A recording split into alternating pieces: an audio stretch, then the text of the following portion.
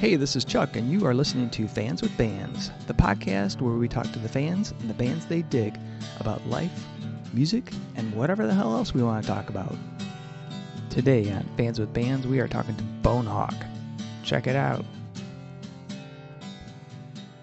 Hey, this is Chuck with Fans with Bands, and I am talking to Matt from the band Bonehawk, and I've got fans. Ramone, is that right? Did I get that right? All right.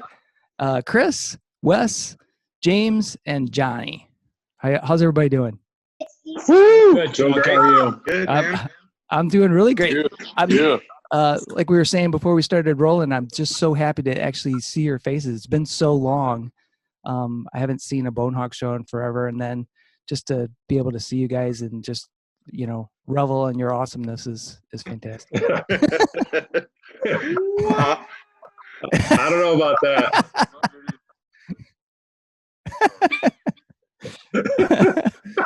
So I usually try to kick it off with getting to know the fans and how they got into the band Bonehawk. So I figure I will start off with Ramone. I got into Bonehawk because Chris or Debbie down there introduced me to them because they're a Kalamazoo band. And Chris runs, he manages a record shop. And he was just like, one day I walked in the store and he was playing him. He's like, dude, you down with the Bonehawk? Which is usually how he introduces you to a new band. If you don't know who a band is, he just goes, dude, you down with? And it was, you down with the Bonehawk? And then we went and saw that, they opened up for Nashville Pussy and Valiant Thor at the Pyramid Scheme in Grand Rapids, but we missed Bonehawk opening up. But that was when I met some of the guys in the band, and then I don't know, just from there, they're just that local band, and then they started playing local shows, and I started going, and we just became friends. Cool. And tell them why we missed the band. Dude. We missed Bonehawk because the Trans-Siberian Orchestra was playing at Van Andel, which is across the street from the Pyramid Scheme. And at the time I was working in radio, so I'll get free tickets for all these shows. Nice. And we got free tickets for TSO, and then the other venue is literally across the street, so we just hoofed it across the street, and we got to in the middle of Valiant Thor and then caught Nashville Pussy. But yeah, we missed Bonehawk because of it though. But that would have been my first Bonehawk show. Awesome. Okay. With that, can I interject real quick? Yeah.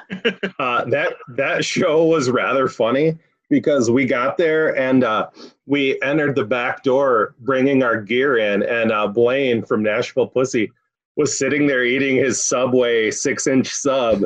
And I was like, hey, what's up, man?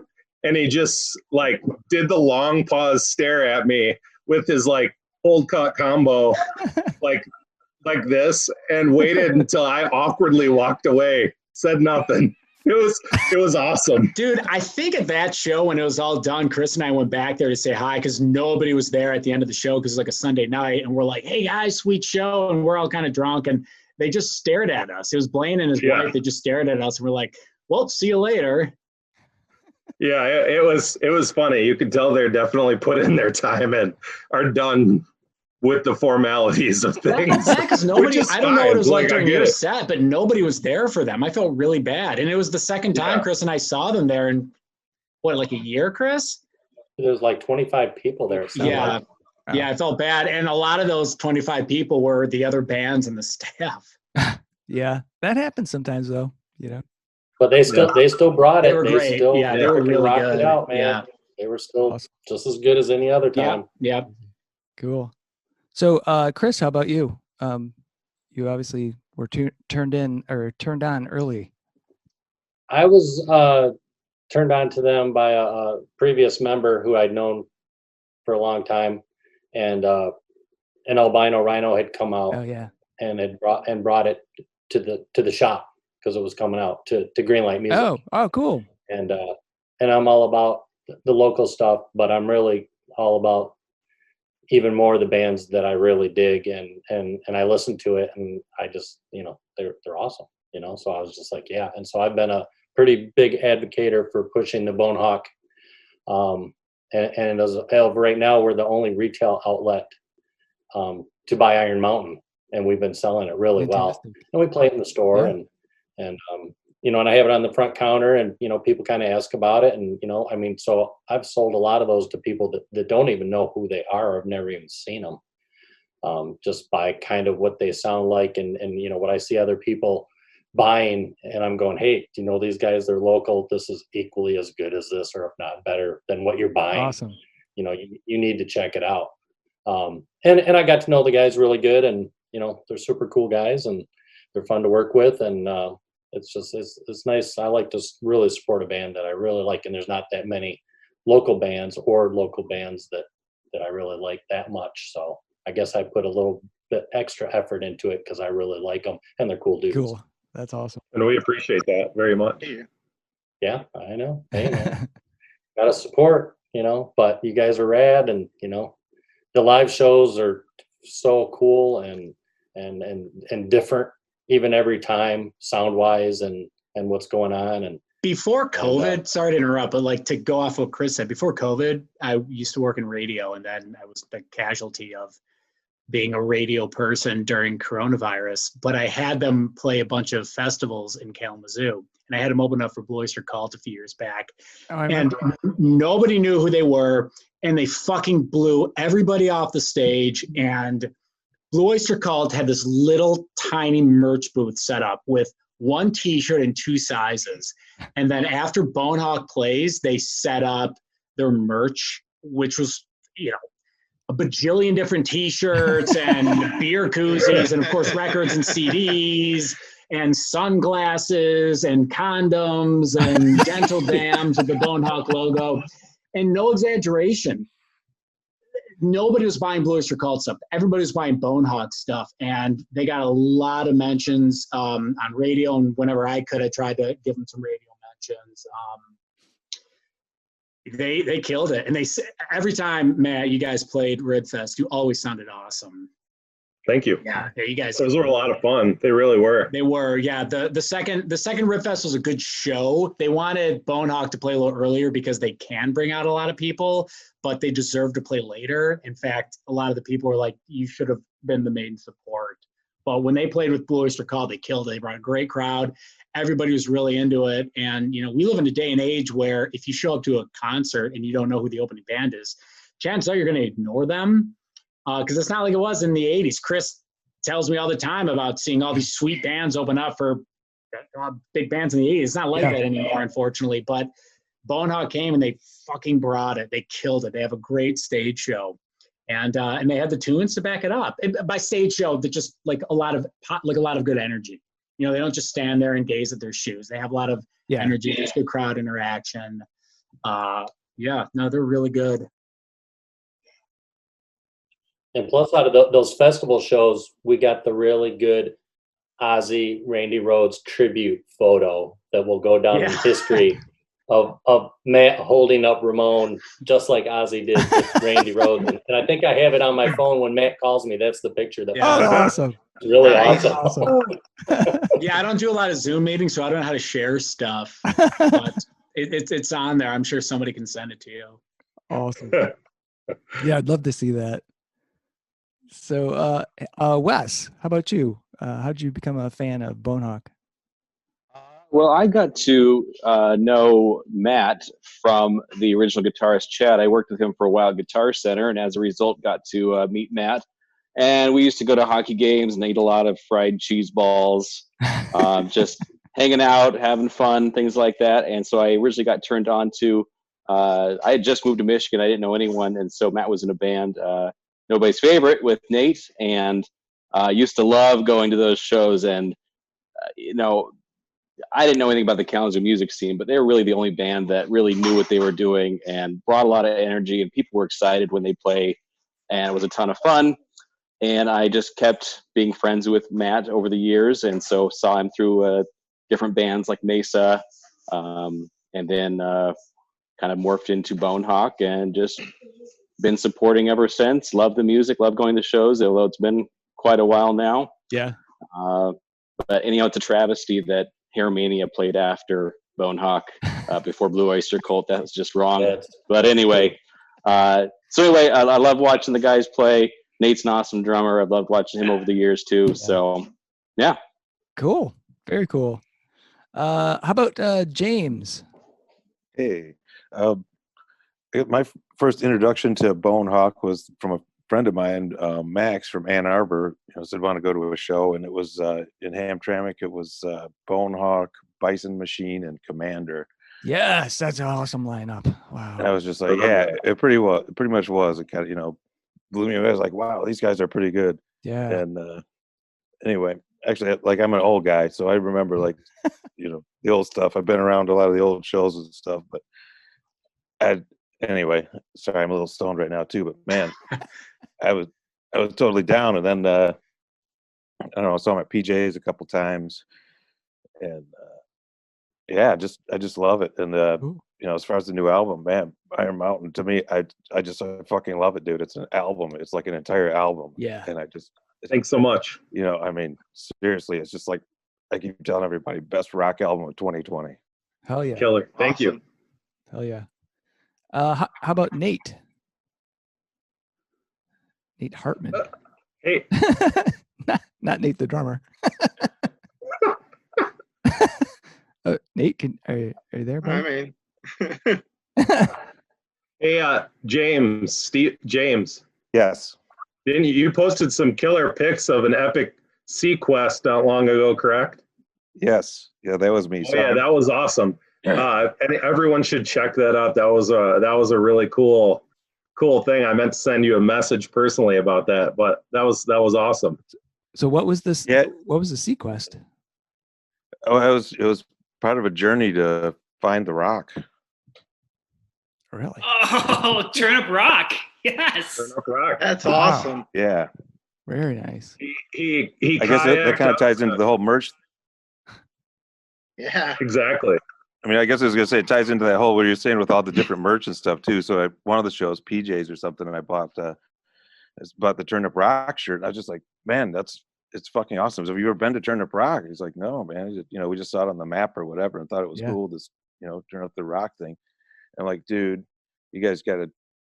It's the most awesome because I go there with my kayak and whatnot, and actually that's the only way you can get there because it's like on private property, so you can't get there from the land. So you have to do an epic sea quest to Sounds like something we should do anyway.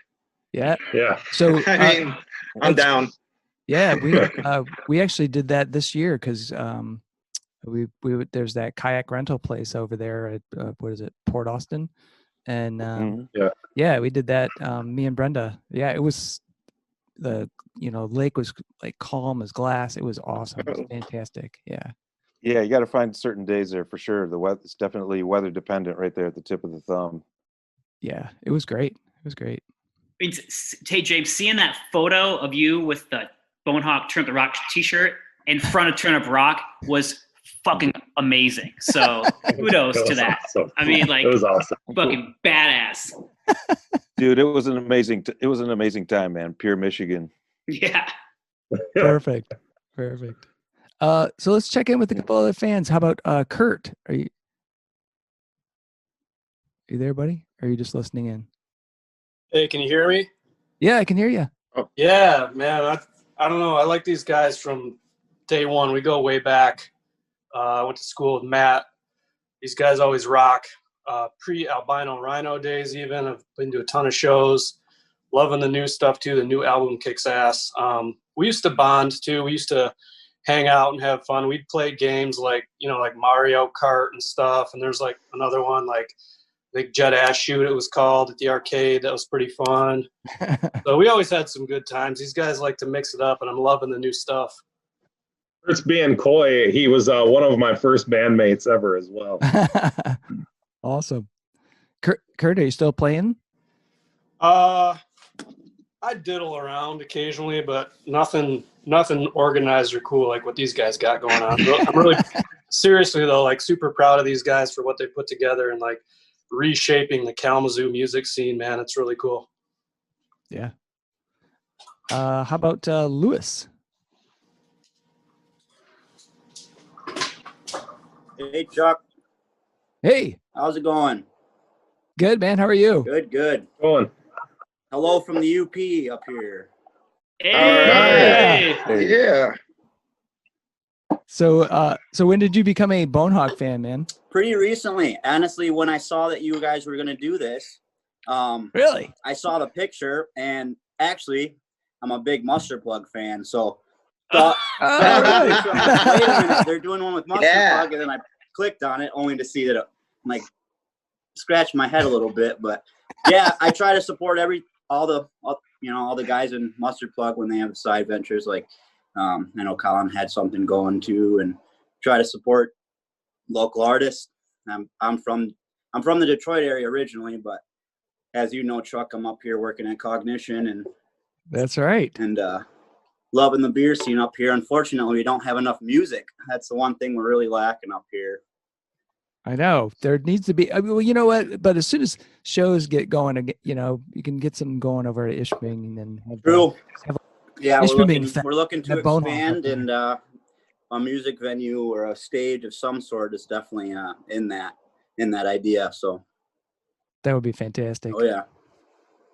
Yeah. So if you guys, if all of you haven't been there yet, you should make a trip up to Ishpeming. So Lewis works at Cognition, like you mentioned. They make great beer, super cool people, Nice. And they've got like kind of a metal theme there. Yeah. At least the brewers and the staff Perfect. there. So yeah, It's like we're gonna have to go. Yeah, big time. Yeah, it's that's happening. It's a lot of, I'd say 95% of the beer names are references to metal somehow, or the few ska punk ones that I slip in there. But nothing wrong with some ska and punk. You know? That's right.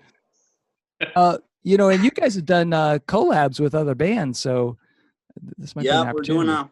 We've done quite a few. We've done one of the favorite ones that we always do is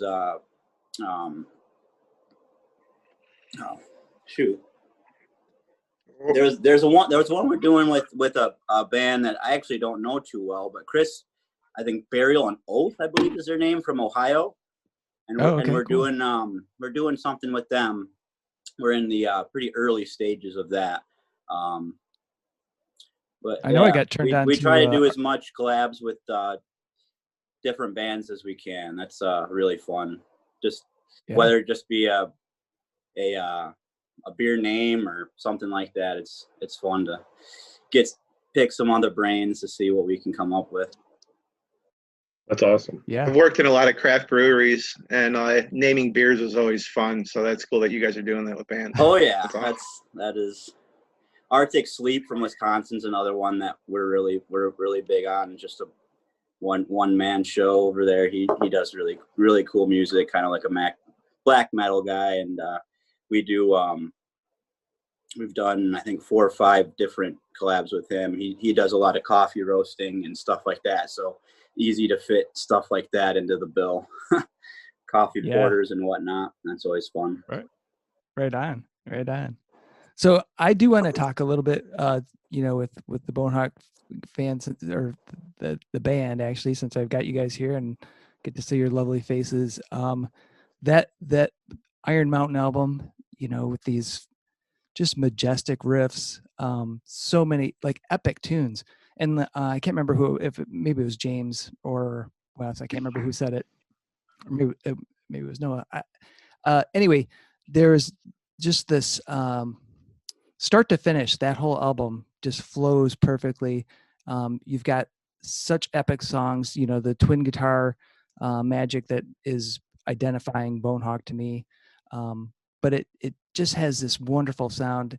But there's a contrast, and there seems to be some contrast and differences between that and Albino Rhino. And I was curious what you guys felt. Where do you feel the contrasts are between Albino Rhino and Iron Mountain?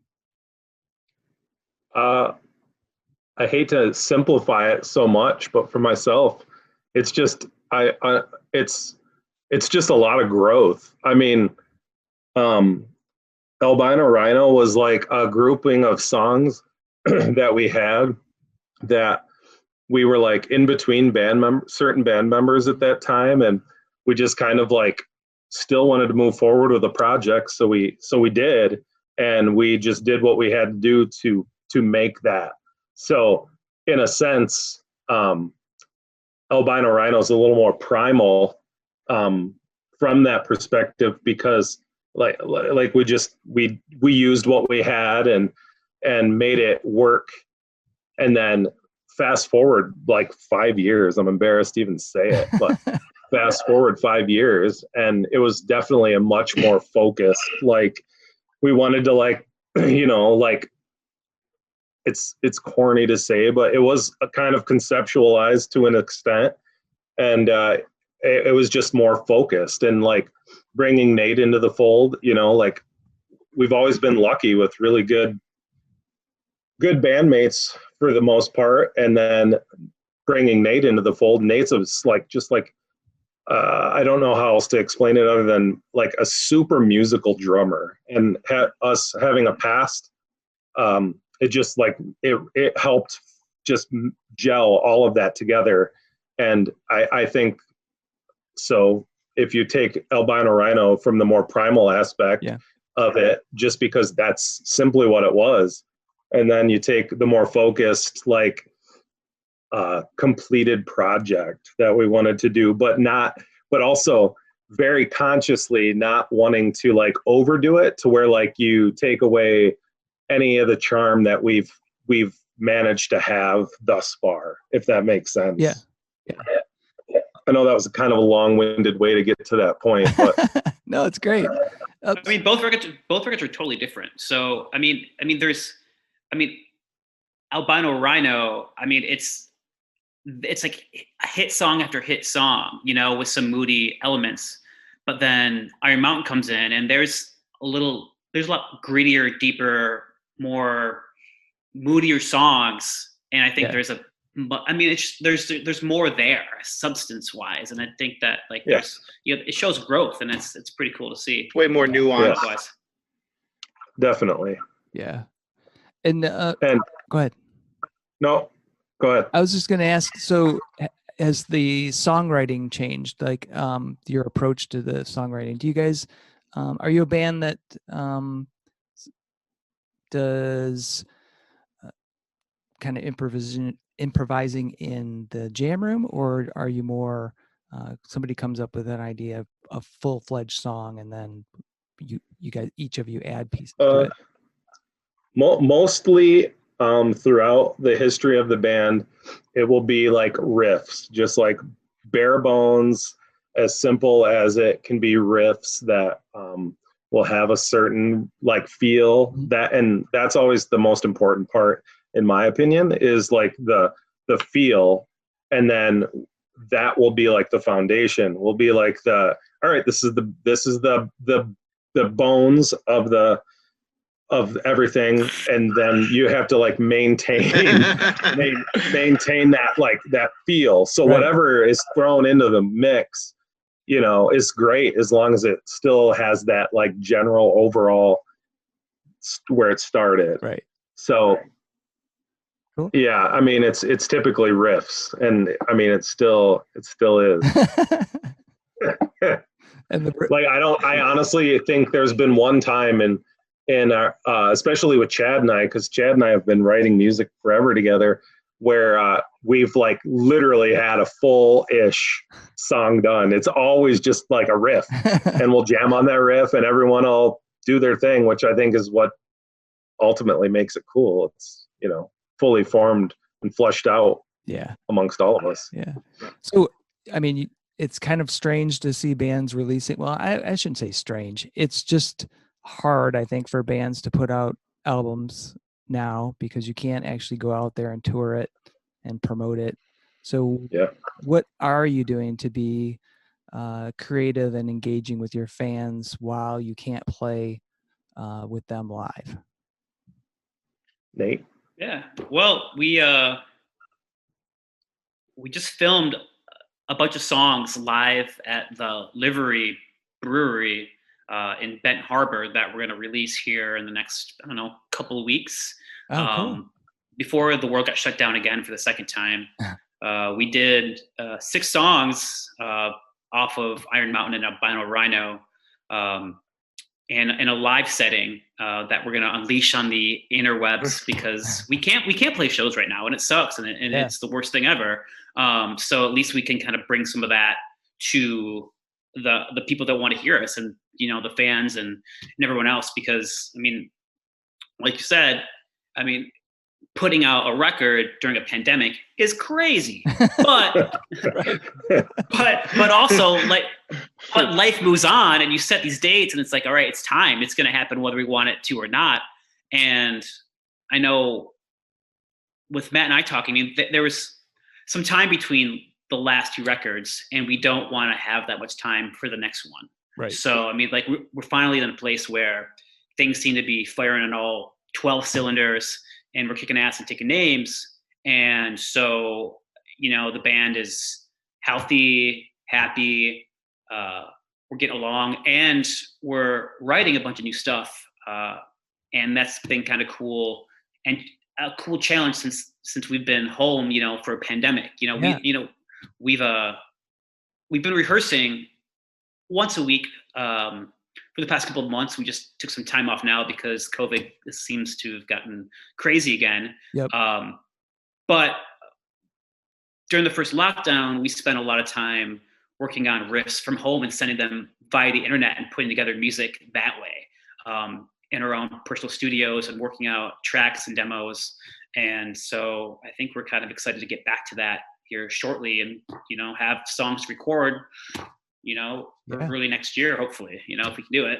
Fantastic. It's been kind of crazy how productive we've been able to be, even though we're all in separate towns, and the technology is there where we can actually bounce these riffs back and forth to each other and get something actually recorded and hashed out before we ever actually get to meet. So it's not preferable, but it's we're using what we can and trying to stay as productive as possible. Nate, you mentioned that you thought it was a bad time to put out records. Well, I think it's a great time because I know what you mean. Yeah, it's a crazy time. Sorry, but now's really a great time because people are listening. There's nothing going on. I mean, people like their whole entire month can be made by a good record. Where I mean, before it's like, oh, another record. Where like a lot of the big heavy hitters are not putting things out right now because their label won't let them, because they can't tour and do all that stuff.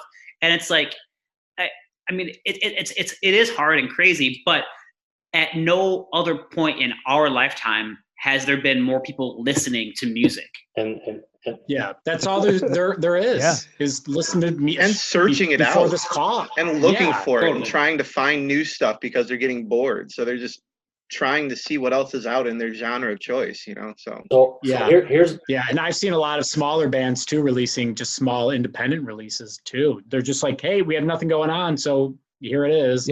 What sucks is if you're out of work because of COVID, it sucks financially for some of the fans. Big but time. if you're still working, or if you can get unemployment, or you have somebody that can help with your bills, I'm not spending money going to the bar. I can't hang out with Matt and Chris in person. But you can buy records, That's all I'm doing. It's funny because I saw Matt and Ramone both today in my record store. And I will have to say that since we reopened from a retail standpoint, our hours are shortened, and we shortened it by 1 day, but our sales are up the same or more than a year ago's numbers. So that's fantastic. People are coming in and buying music like crazy.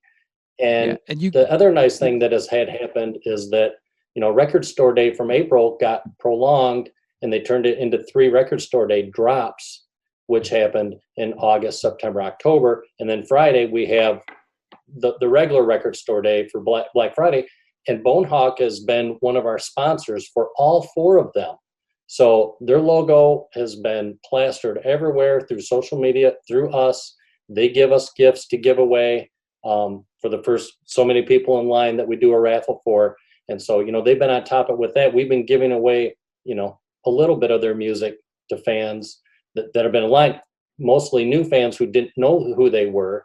And I think that's why the record's been selling good. So, we've been putting them out there a bunch just through the Record Store Day avenue.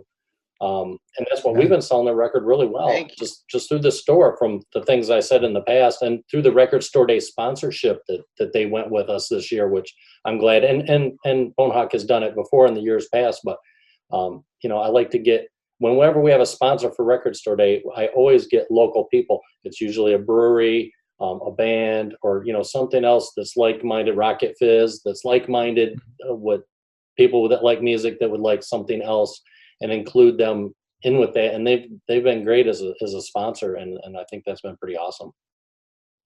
Well, I want to shout out to GreenLight Music because I actually went out there a couple years ago now. It's a little drive from Ann Arbor to get out to Kalamazoo, but I went for Record Store Day and it was fantastic. I love that. I love your store, and I'm stoked that you do so much to support the local music. So that's great. Yeah, thank you. Chris and his staff do it right.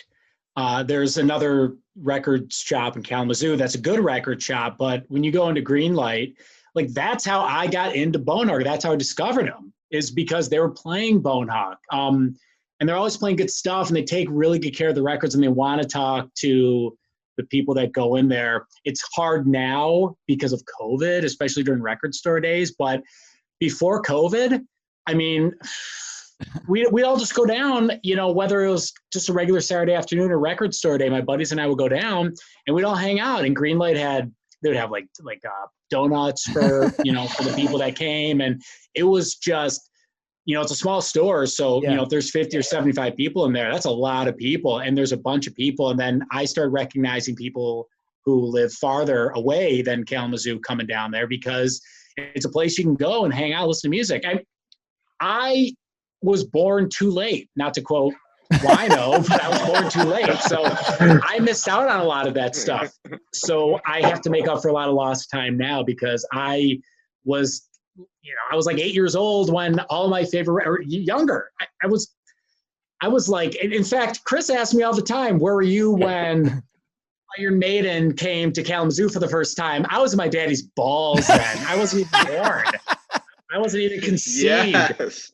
And I missed on all that stuff. So Chris and GreenLight have brought that back. And I know this is a Bonehawk thing, but I do want to give a shout out to Chris and GreenLight. Hell yeah. Because they do it right. And that's why people go there. And that's why even during COVID times, when times are tough, people want to go and they want to support their favorite bars and restaurants so they don't go out of business. And they want to support their favorite record shops, because there's nothing to do. And your meal's going to be gone soon. My beer is going to be gone soon, but the records are going to be here whenever I want. Right. That's awesome. So I don't want to monopolize the questions. So who else would like to ask a question of the Bonehawk team? Anybody? We never got Terbly's story here. Oh yeah. Well, for some reason he's muted, and I can't see Terbly. Oh, I can't see some of the people. Oh, hey guys, can you hear me now? Yeah. I can see you, but I can hear you. Hey, Terbly. Well, thanks for hosting this session. It's a great idea. I'm really a Matt Helt groupie. I have been following him since he was probably, maybe 14 or so. A lot of people don't know this, but he was in a band called McCurley's Caterpillars, and that's where he started his days as a musician. He was a percussionist, and I was an admirer since then, and watched him grow up. And he was in a band called Exotic Aquarium Accountants, and then Lint, and Nobody's Favorite, and then of course where he is now. So it's just, I can't even really remember my first Bonehawk show, because it just goes so far back. But I do remember 2 or 3 memorable shows. So I live in Chicago now, and Bonehawk has, of course, come over to this area. And I don't know, Matt, if you remember Cobra Lounge on the west side of Chicago. It's near the Green Line stuff. Yeah, that was like in 2015 or something. But it was with Slow Season and Dead Feathers. Oh wow, I have a weird memory. I remember all that weird stuff. That's incredible. Yeah, I couldn't have told you that. Maybe because I was just starstruck looking at you guys. But yeah, that was a great show. And then so I do have to say, you know, my favorite show of all time was in I think it was 2016. You might have to correct me if I'm wrong, but Local H, Shakespeare's Kalamazoo. And I drove over from Chicago for that show. I was so hyped for so long to see you guys playing with Local H. And I mean, you guys just rocked it.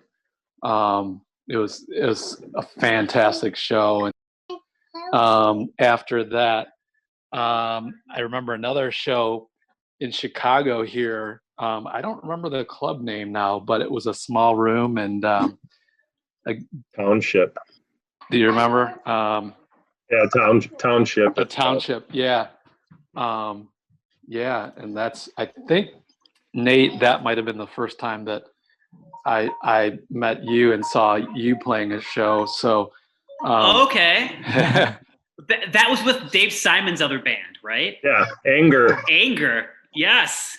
Anger and Bionic Caveman. Yes, that was Matt Helt with the encyclopedia memory again. That's amazing. So anyways, I don't want to monopolize the time here, but thanks guys for the opportunity to chat with you. And, you guys rock and keep doing what you're doing.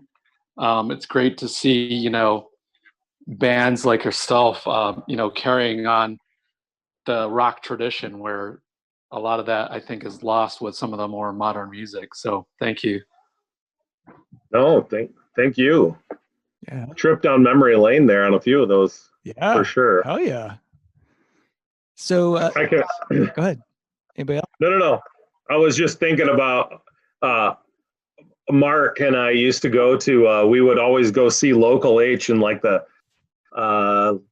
mid to late 90s or so. So it was kind of funny to play that show with them, which was another funny experience, much similar to the Subway sandwich. Scott from Local H. I was like, hey man, how's it going? Great playing with you guys, whatever. And he just stared at me. And I'm just like, oh, cool, man. Have a good one. And I walked away. I don't know what it is. That show. He took away somebody's cell phone. What's that? Yeah. Yep. You remember that? Yeah. Yep. Which I don't know. I guess I kind of agree with that. He makes a good point because there was some girl who was like texting the whole time, but I don't know. Yeah, I don't know.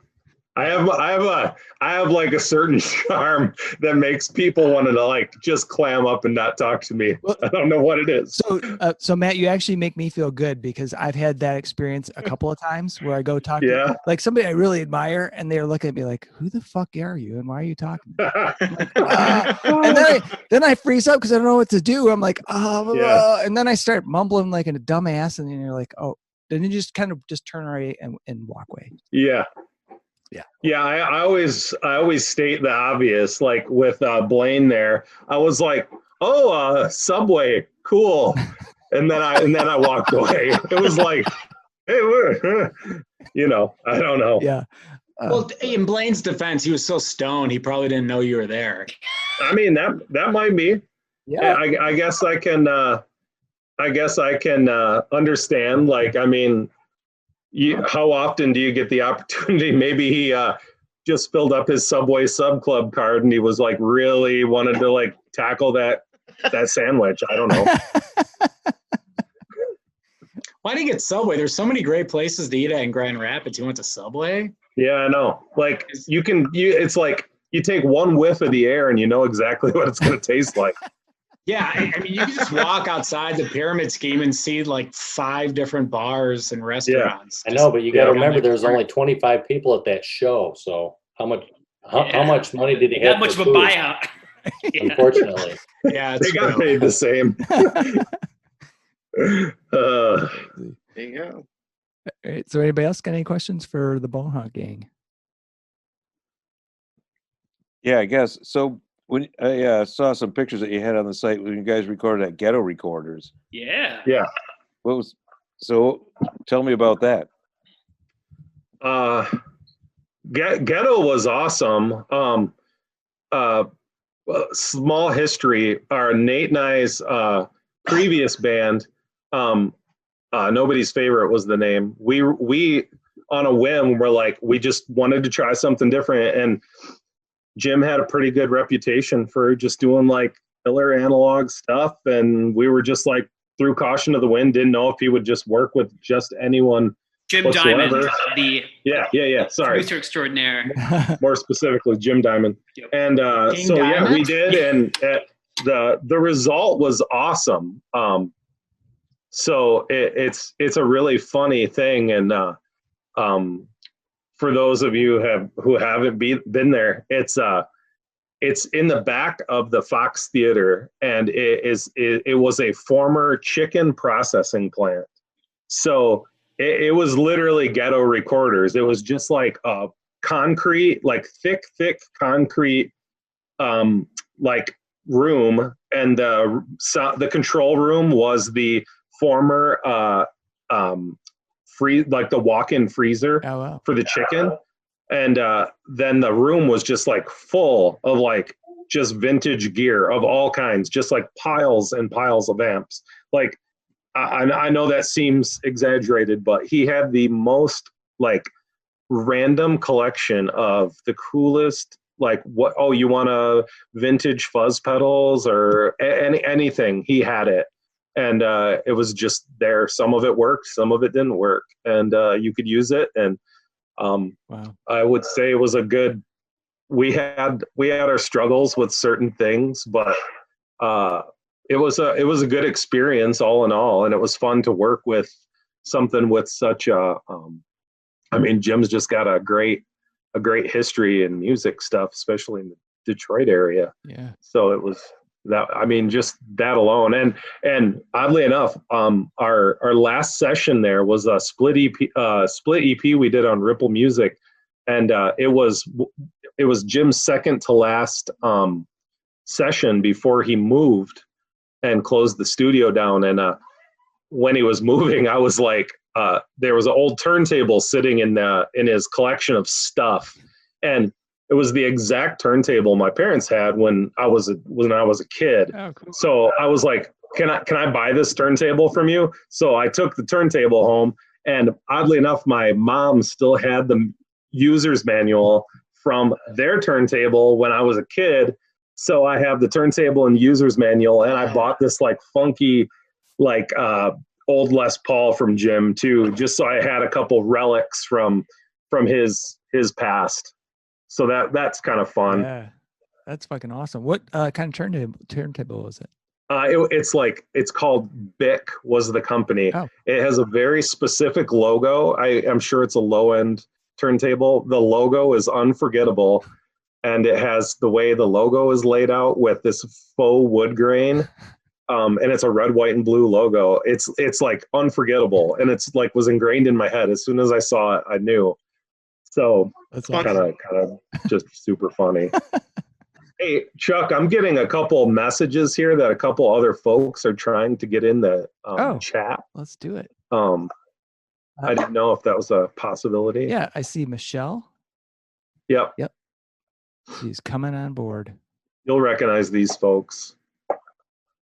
So yeah, anyway, I don't know if that was if Nate has any other insight on Ghetto, but I mean, Jim Diamond's a legendary engineer and producer, and has worked with some of the best people ever. And he, I mean, really helped shape the first record. I mean, I wasn't there for that, but I mean, Albino Rhino. I mean, the sounds and the tones on that record are just fuzzy and creepy and weird and delicious. And I mean, but the other thing about that is, I mean, we got to give it to Matt here, who played drums on this thing, played guitar, and sang on this. Oh, you played drums on that album? Yeah. Yeah. I mean, really? yeah.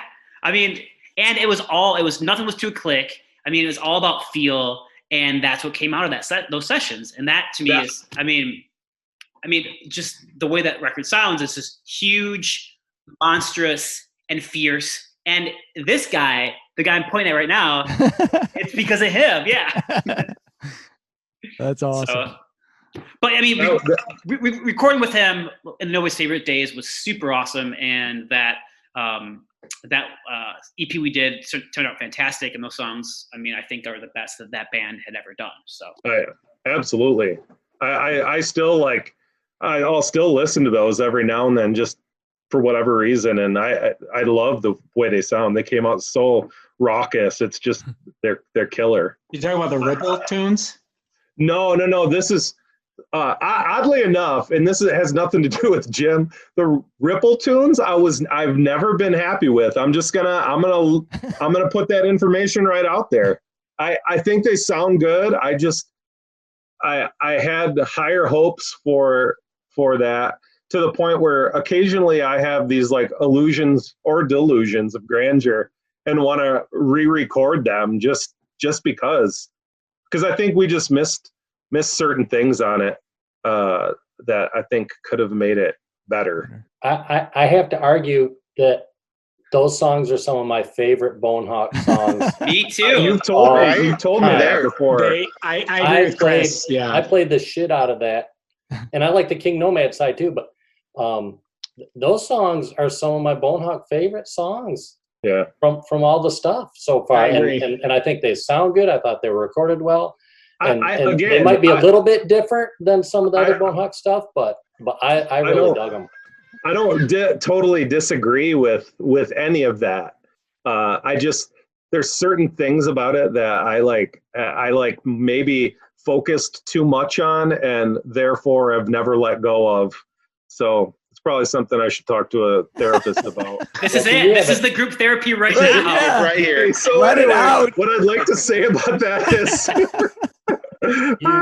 you lived with it too much, and so now you're getting an outsider view of things that we don't know that you know because you lived with it and it was in your head. My mind has definitely changed. But I know Cam wants to bring those back out too. He was just talking about like we all need to learn those again so we can play them again. It's like okay, they're great songs. I mean, those I think they're great songs. There's a little everything on that. That's true. Ripple. That's true. Yeah, I mean, it opens up with like just a short banger, and it ends with a really awesome kind of epic. I think Aurora is your heaviest song too. Yeah, I love the Aurora song. Yeah, that's one of my favorite songs. And oddly enough, that's one of the ones that I continuously talk about. Ask Nate and Matt here about re-recording. I just there's certain elements of it I think that could make it like just take it over the top. Which plus you gotta love the music video that you filmed for Los Vientos. Yeah, that was fun. Yeah. Not really just because I'm in it, just because it's a funny video. Yeah. Oh man. Right. But sorry to take you down that wormhole. No, it's awesome. Yeah, I love those stories.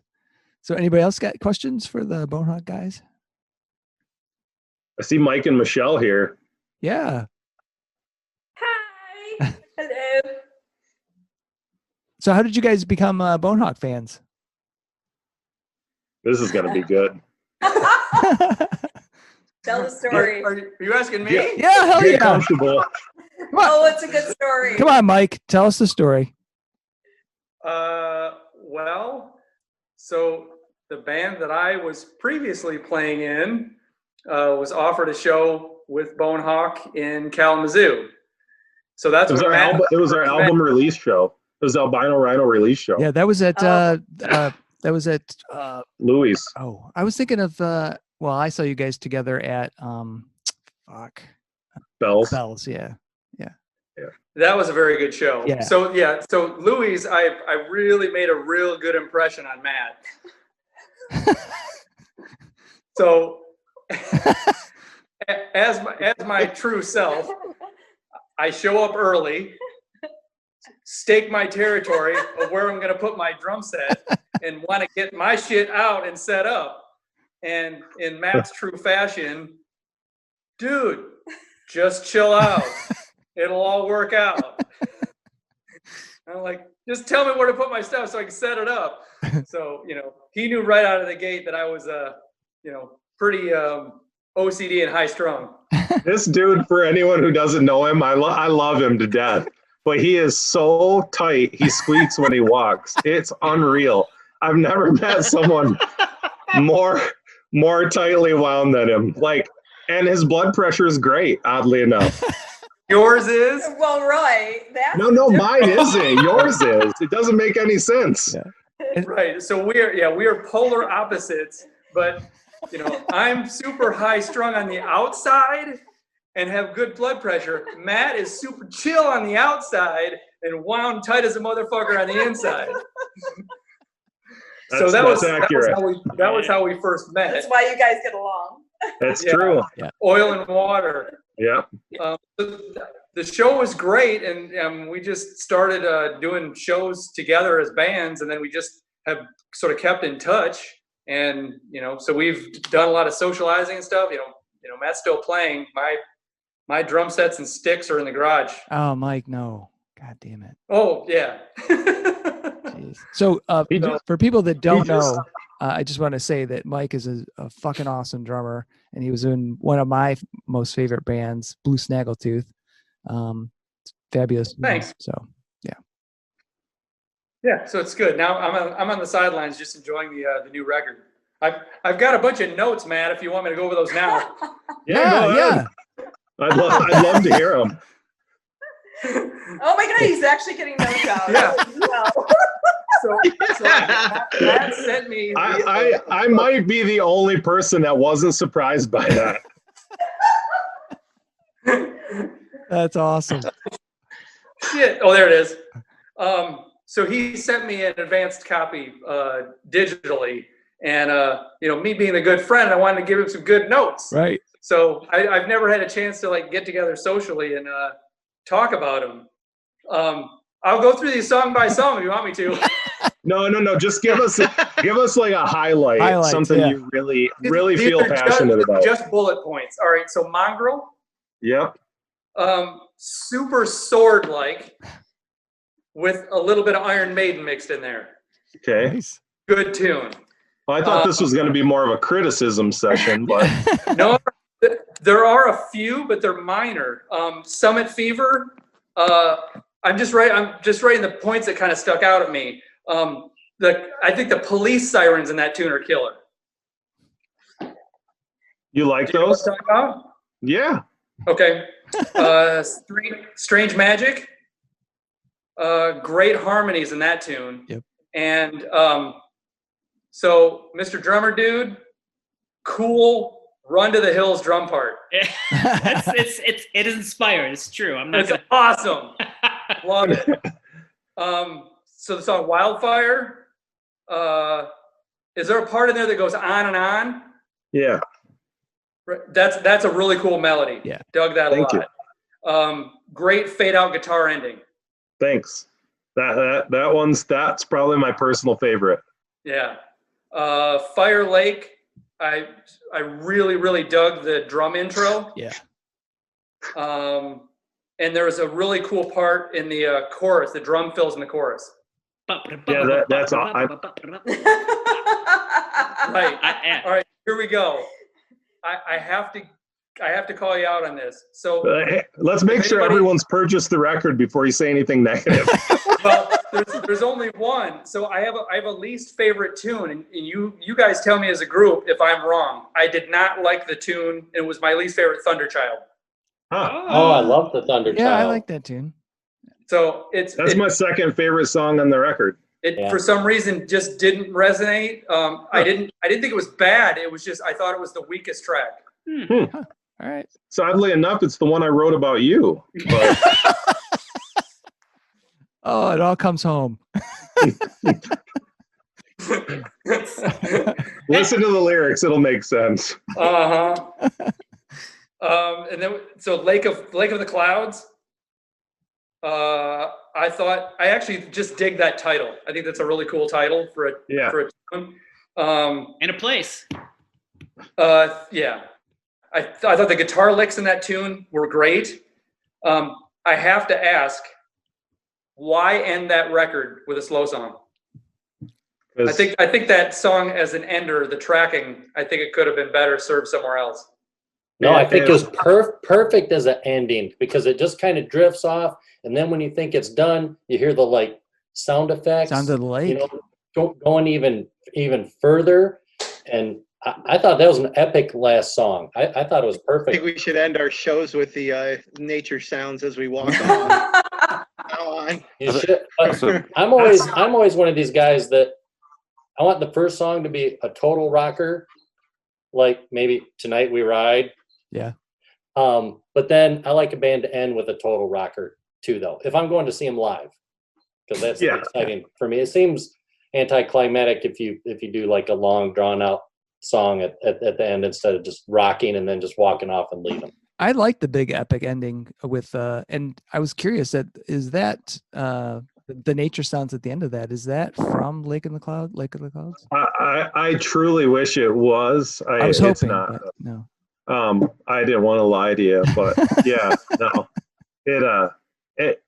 If I would have had my way, I would have done that, but yeah.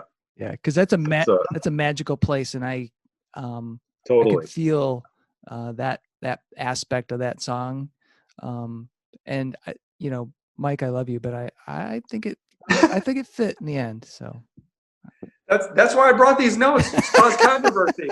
Please, it's good. Yeah, it's awesome. Gotta mix it up. That's awesome. I can't kiss Matt's ass all the time. All right, so.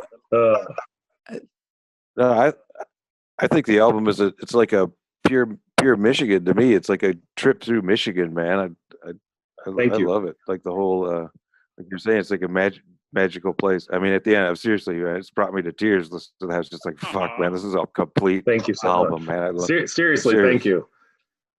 It's the weirdest thing, and it's like the most cliche thing you can possibly say, but like it's insane the amount of like yourself and effort and everything that like gets dumped into like the whole thought process of anything anyone creates, I guess, for that matter. Right. So when people enjoy that, that makes it completely it negates anything negative to me whatsoever. It's just like the best feeling, like to not even on a selfish level, to know that other people enjoy it that much is awesome. Well, the thing about it is so you look at on first view, you look at the artwork and you're like, that's a little presumptuous of the ring wear, and then you listen to it and you're just like, oh yeah, I get it now. Yeah. All right. Anybody else have any questions for the Bonehawk guys? No. All right. So we're just about out of time. So I want to ask kind of a final question, because I know that well I don't know, and I'm curious about this too. Pizza seems to be a huge theme with Bonehawk. Pizza Slayer, screaming for pizza. Pizza-holic. I mean, it's pizza, more pizza. So I want to know what if there was a Bonehawk pizza, what are the ingredients in a Bonehawk pizza? What's that, Chuck? What are the ingredients on a Bonehawk pizza? If there's such a thing as a Bonehawk pizza? Matt's a vegetarian, so we have. I'm as simple as it gets. Bravado and gall. I'm like, I love a cheese pizza. Like that's like as stupid as this is gonna sound. It's the three elements of pizza. Yeah. Crust, sauce, cheese. If that's good, it's gonna be good. Unless it's canned mushrooms, then forget about it. But that's me, I guess. Nate? I mean, I'm a green olive mushroom kind of guy, and I'll even eat green olive. Like, I want the funky pizza, like some onions, maybe a little blue cheese, maybe an anchovy. Like, yes. I like the. I want pizza to fucking bite back. I want hair on my pizza. Hey, Mike, start shining those drums up. I'm good to go, man. Let's go. Hey, Matt, what's your favorite local pizza place? Let's see if it differs from Chris's favorite. My favorite local pizza place? Yeah. I would have to say, and I haven't been there in a while, so I feel half bad saying it, is Pizza King. I love that place. It's simple and it's cheap. 1967. It's his favorite. Yeah, it's good. 1967. Wow. It's really good. Is that in? And if you guys can see that, I don't know. You can't see that very well, but No, it's blown out. there's the Slayer Bonehawk pizza cutter pizza sauce carved in my arm with their logo Bonehawk. So if you guys have ever seen that picture, and I have to give some props to Ramone, because we did talk about it, but he didn't get around to actually doing it, but I did, and it's on the bottom of one of the Bonehawk koozies. Yeah. So I think I mentioned it. I think like to you and Matt, and then that night you had pizza and you did. I had pizza, and I looked at the pizza, and I had some extra sauce. I had the cutter, and I go, okay, it worked out great. So it's the Slayer Bonehawk pizza. Yeah, find it on a koozie that Matt will give you if he has any more. But I think if they ever come out with a picture disc, it should be a pizza, but not like a crazy boat. Just like take a photo of a pizza, and that'll be the didn't like the Fat Boys come out with a record that was in a pizza box? Yeah, like you should do the same thing, but just make it a pizza. I'm in. And then like the B-side can be what the bottom of the pizza would look like. Nice crust. That's a good idea. Yeah, that is an awesome idea. Oh man, nice. Where do you think he gets all of his best ideas from that aren't song related? He gets it from me and the guy underneath me. Yeah. Wes? Because this is all Chris and I do. We sit around, we're like, dude, the Bonehawk should do this. And then we text Matt, and then he usually goes, I don't know. And then Tanner will go, dude, he's not down. Yeah, he ain't down. Hey, everyone that doesn't know him yet, that's our new bass player, like right over there. Say hi, Matt. Hey, that's funny because different for everyone. Yeah, I thought you told me his name was Holden. Yeah, I did tell you it was Holden. Holden. Matt, for the new bass player, Matt, I used to work with you guys when you were in Slim Gypsy Baggage. I booked you. Okay, yeah, because I work for Wiser Productions. Okay, yeah, definitely. I've definitely played some shows with you then. Yeah. I usually every time I did with Mitch. I don't know how Mitch is doing. Mitch is around. Mitch is Mitch. Okay. Mitch is a good guy. He likes to talk. So if I'm trying to kill like 30 or 45 minutes, like a Mitch a call. If you need a salesman on your side, Mitch is your guy, man. He will definitely. He is a great. And I'll give him this though. He's stopped by my office, taking me out for lunch. If I run into him at a bar, he's always buying me beers. Hey, how you doing, man? What are you drinking? Oh yeah, he worked for us for sure. Yeah, no, he's a good guy. When you get off this, you can tell him that you saw me. All right, definitely. Yeah, definitely. But yeah, it's a bit of a departure from what I was doing to what we're doing now. And me and Cam Mamina from Slim Gypsy Bag both came over to this. Cool. So definitely a fun time. So Matt, what's your Bonehawk pizza? My Bonehawk pizza. Let's see, bravado and arrogance, I guess. I don't think Pizza King has those toppings. Yeah. But no, I've always been a simple guy, simple couple of toppings. They get too crazy and it just starts getting to be a mushy mess. So, the cheese idea is great. Then add some, pepperoni or something. It's just something simple. The basics. If they can do the basics right, the rest of the pizzas are going to be decent. Basic rock pizza. Awesome. Yeah, there you go. Well, guys, thank you all so much for joining. This has been fantastic. Again, it's so good to see your faces, even though it's virtual. But I'm looking forward to hopefully soon, when the pandemic's over, we can see each other in the real world, and definitely I can hug on you guys physically and just embrace the music sonically. We're waiting. Awesome. Matt, when COVID lifts and we can start having shows together, Chris and I talk about this all the time. When you guys play bells, it's the best shows that you guys do. You always bring a capacity crowd out there. You guys haven't played in a while. I know you had said to Chris and I that you thought you were playing bells too much, but when you're allowed to play, when you're going to do a big like Bonehawk, welcome back, introduce new members, record release, Bell's is the place to do it. You sound the best there. You get the best crowds. It's such a good time. Chris and I have never had a bad time at Bell's. Awesome. I love Louis. Joe Wolf is a great guy, but it's just should make that happen.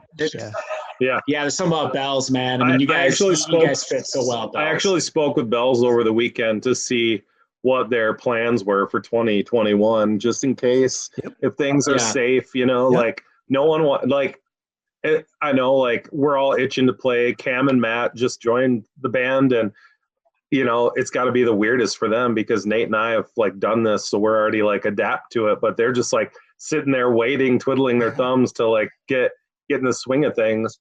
So I thought we're, as much as we'd love to play, we're not trying to rush anything and be unsafe and anyone's sick or whatever. About that though, it's been kind of a double-edged sword with that though too, because it's given us time to like get to know each other and like play together and write songs together and really start to like get along as friends and everything else. So it's been not preferable obviously to be this long, but to give us a little bit of time to get into the swing of things, it kind of happened at the right time for that. Right. Absolutely. Cool. So as soon as Bell's has a game plan for what's going to be the course, we'll probably be there for that schedule for next year. Cool. Like I said, assuming everything works, the vaccine and everything is. What a weird thing to talk about. I know. Safe and effective vaccines on a rock show. Yeah. Boom. I know. That's so completely on rock and roll. We were asked to play a show. Sell a Bonehawk vaccine. Yeah, exactly. You already said we put our name on everything. We might as well. Yeah. I'm down. I love it. Awesome. We can just change our logo, our Bonehawk logo, to make it look more like the Pfizer logo, something like that. Yep. Awesome. We could do another one of the Iron Maiden ones, or not Iron Maiden. Oh God, Judas Priest. Yeah, Judas Priest ones with the needles coming down. Oh yeah, vaccines. Yep. Too funny. The vaccine tour. Screaming for vaccines. It sounds good. All right, guys. Well, thank you again so much. Really appreciate it. Yeah. Great. Thank you. Thank you, Chuck. Thanks for everyone for joining in. Yeah. Yeah, all right. definitely. Good seeing you guys. Take care, guys. Stay safe. Yeah. Happy Thanksgiving. All right. Thank you. Bye.